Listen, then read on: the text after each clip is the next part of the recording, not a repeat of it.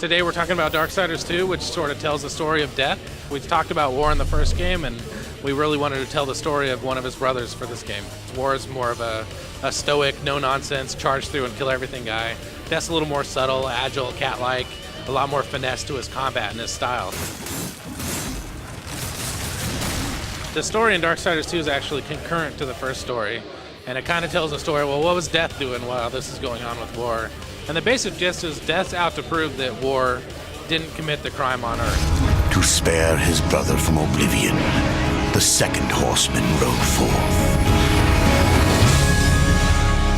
And his name was Death.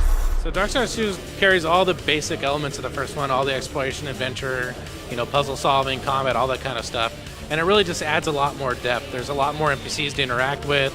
There's side quests and secondary content. You can go off and do something that's not even related to the main quest, and that's a perfectly valid thing to do in this game.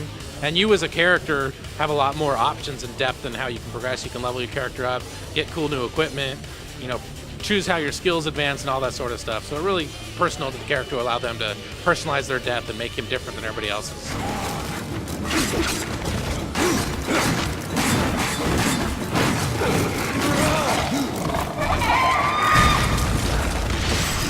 The great thing about working on a sequel is you've kind of worked a lot of the kinks out of the system. You know what the game's about, you know what your formula is about, and now you get to do all the cool stuff you had to cut in the first game.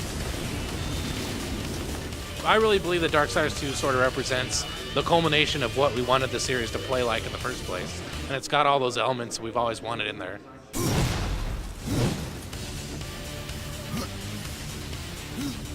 Yeah, Darksiders 2 is definitely a strictly single-player game. I mean, multiplayer is something we've always wanted to do, but in this case it made sense. Like, what's happening in the story, it's very personal to Death, to one character. It wouldn't even really make sense to have multiplayer.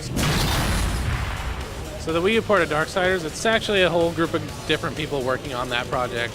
They have time and budget to make it. It's the same content, the same basic story, but there are concessions being made to the platform and the unique controls of that platform.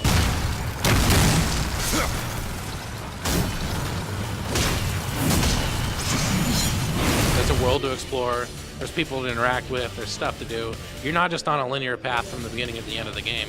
You're really dropped in this world and given the option to do what you want. And that's what makes the franchise cool for me. Darksiders 2 coming out on 360, PS3, Wii U, and PC, and the release date sometime this summer.